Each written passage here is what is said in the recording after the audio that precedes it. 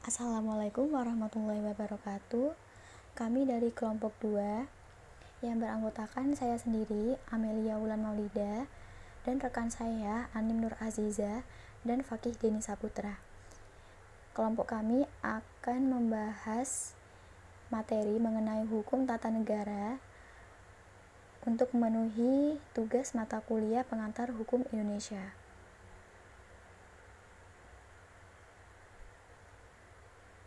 Materi yang akan kelompok kami sampaikan memiliki 5 pokok bahasan. Yang pertama, pengertian hukum tata negara. Yang kedua, sejarah lahirnya negara Republik Indonesia.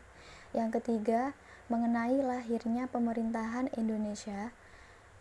Dan yang keempat, bentuk dan sistem pemerintahan Indonesia. Dan yang kelima, membahas tentang lembaga tinggi negara Republik Indonesia. Baiklah, saya akan menjelaskan pengertian hukum tata negara. Istilah hukum tata negara berasal dari perkataan hukum, tata, dan negara, yang di dalamnya dibahas mengenai urusan penataan negara. Sementara pengertian dari tata negara mencakup ketentuan yang berkaitan dengan struktur kenegaraan dan substansi norma kenegaraan. Ilmu hukum tata negara sebagai salah satu cabang ilmu pengetahuan yang memiliki korelasi atau hubungan dengan cabang ilmu lainnya, terutama ilmu kenegaraan. Selanjutnya, lahirnya negara Republik Indonesia. Dilatar belakangi saat masa pemerintahan Jepang, di mana waktu itu pihak Jepang mulai menyadari bahwa mereka akan kalah dalam perang dan kehilangan kendali atas kekuatan rakyat Indonesia. Maka pada bulan Juli 1945, semua unsur di kalangan Jepang sepakat bahwa kemerdekaan harus diberikan kepada rakyat Indonesia dalam waktu beberapa bulan. Akhirnya diputuskan bahwa pada tanggal 17 Agustus 1945 diresmikan bahwa Indonesia telah merdeka dan telah menjadi negara yang bebas dari penjajahan.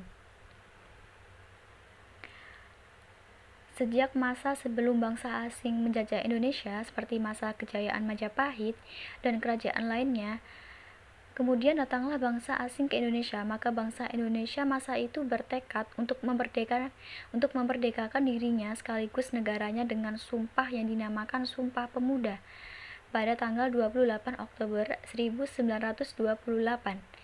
Isi sumpah itu tak lain untuk mewujudkan unsur negara, yaitu satu wilayah negara, satu bangsa, dan satu bahasa sebagai bahasa pengikat dan komunikasi antar warga negara.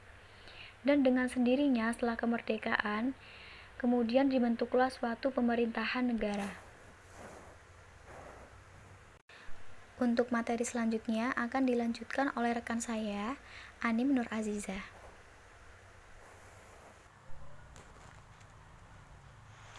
Di sini saya akan meneruskan presentasi dari Amel. Lahirnya pemerintahan Indonesia pada 7 Agustus 1945 atas persetujuan Komando Tertinggi Jepang, Jenderal Terauchi di Saigon dibentuk Panitia Persiapan Kemerdekaan Indonesia atau PPKI, atau dalam bahasa Jepang disebut Dokuritsu Zumbi Inkai. Pada 17 Agustus, akhirnya proklamasi kemerdekaan dilakukan di depan rumah Soekarno di Jalan Pegangsaan Timur nomor 56. Keesokan harinya, pada 18 Agustus 1945, PPKI mengadakan sidang untuk pertama kalinya. Dalam sidang itu, berhasil ditetapkan Undang-Undang Dasar atau UUD hasil rancangan panitia kecil di dalam Panitia Hukum Dasar. Undang-undang kemudian dikenal sebagai Undang-Undang 1945. Meskipun demikian, Undang-Undang 1945 tidak sama persis dengan rancangan undang-undang yang dibuat oleh Panitia Kecil atau Panitia 9. Dalam kenyataannya, proklamasi kemerdekaan adalah tingkat penutup perjuangan kemerdekaan yang hampir 40 tahun bergolak di Indonesia. Pada sisi yang lain, proklamasi kemerdekaan menjadi permulaan atau titik awal pembelaan bagi negara merdeka Republik Indonesia. Dengan proklamasi kemerdekaan Indonesia, berkembanglah kekuasaan de jure di seluruh kepulauan Indonesia dalam tangan dan rakyat dan pemerintahan Indonesia. Proklamasi juga menjadi awal kekuasaan de facto. Sebagian menuju kekuasaan de facto seluruhnya di Kepulauan Indonesia. Berdasarkan proklamasi kemerdekaan, terbentuklah negara Republik Indonesia yang berusaha mewujudkan aktif segala cita-cita bangsa Indonesia. Bentuk dan sistem pemerintahan Indonesia. Indonesia menganut sistem pemerintahan presidensial. Sistem presidensial merupakan sistem pemerintahan yang berpusat pada jabatan presiden dengan kepala pemerintahan atau head of government, sekaligus sebagai kepala negara atau head of state. Dalam konsep sistem presidensial yang utama bahwa kedudukan antara lembaga eksekutif dan legislatif adalah sama kuat.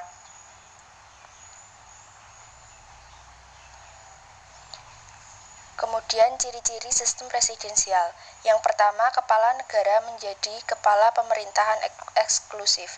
Yang kedua, pemerintah tidak bertanggung jawab kepada parlemen namun bertanggung jawab kepada rakyat yang berdaulat. Yang ketiga, menteri-menteri diangkat dan bertanggung jawab kepada presiden. Yang keempat, anggota parlemen tidak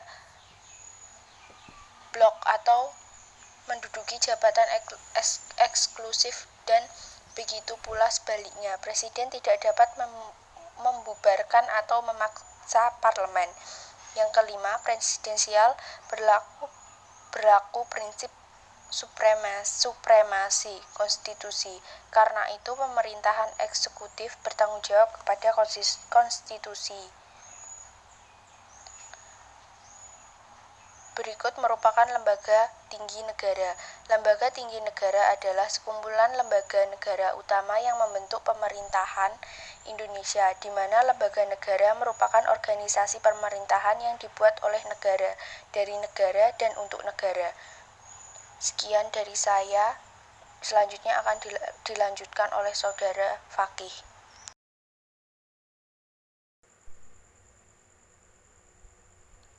Baik, saya akan melanjutkan presentasi dari Mbak Anim. Setelah amandemen Undang-Undang Dasar 1945, lembaga negara terdiri atas Majelis Permusyawaratan Rakyat Republik Indonesia atau MPR RI. Setelah reformasi tiba, MPR bukan lagi lembaga negara tertinggi karena MPR sendiri telah melepaskan kewenangan yang ada pada dirinya dengan melakukan amandemen terhadap Undang-Undang Dasar 1945. MPR saat ini terdiri atas seluruh anggota DPR dan seluruh anggota DPD. MPR bersidang sedikitnya sekali dalam 5 tahun di ibu kota negara. Dewan Perwakilan Rakyat Republik Indonesia atau DPR RI adalah salah satu lembaga tinggi negara dalam sistem ketatanegaraan Indonesia yang merupakan lembaga perwakilan rakyat. DPR terdiri atas anggota partai politik serta pemilihan umum yang dapat dipilih melalui pemilihan umum. Selanjutnya yaitu Dewan Perwakilan Daerah Republik Indonesia atau DPD RI. Dewan Perwakilan Daerah adalah lembaga tinggi negara dalam sistem ketatanegaraan Indonesia yang anggotanya merupakan perwakilan dari setiap provinsi yang dipilih melalui pemilihan umum. Selanjutnya adalah Mahkamah Konstitusi Republik Indonesia atau MKRI. Mahkamah Konstitusi adalah lembaga tinggi negara dalam sistem ketatanegaraan Indonesia yang merupakan pemegang kekuasaan kehakiman bersama-sama dengan Mahkamah Agung. Selanjutnya yaitu Badan Pemeriksa Keuangan Republik Indonesia atau BPKRI. Badan Pemeriksa Keuangan disingkat BPK adalah salah satu lembaga tinggi negara dalam sistem ketatanegaraan Indonesia yang memiliki wewenang memeriksa pengelolaan dan tanggung jawab keuangan negara. Yang terakhir yaitu Presiden dan Wakil Presiden Republik Indonesia. Sebagai kepala negara, Presiden adalah simbol resmi negara Indonesia di dunia. Sebagai kepala pemerintahan, Presiden dibantu oleh Wakil Presiden dan Menteri-Menteri dalam Kabinet, memegang kekuasaan eksekutif dan melaksanakan tugas-tugas pemerintah sehari-hari. Presiden dan Wakil Presiden menjabat selama 5 tahun dan sesudahnya dapat dipilih melalui dalam jabatan yang sama untuk 1 kali masa jabatan. Sekian presentasi dari kelompok kami. Jika ada salah kata maupun ucapan, kami mohon maaf. Wassalamualaikum warahmatullahi wabarakatuh.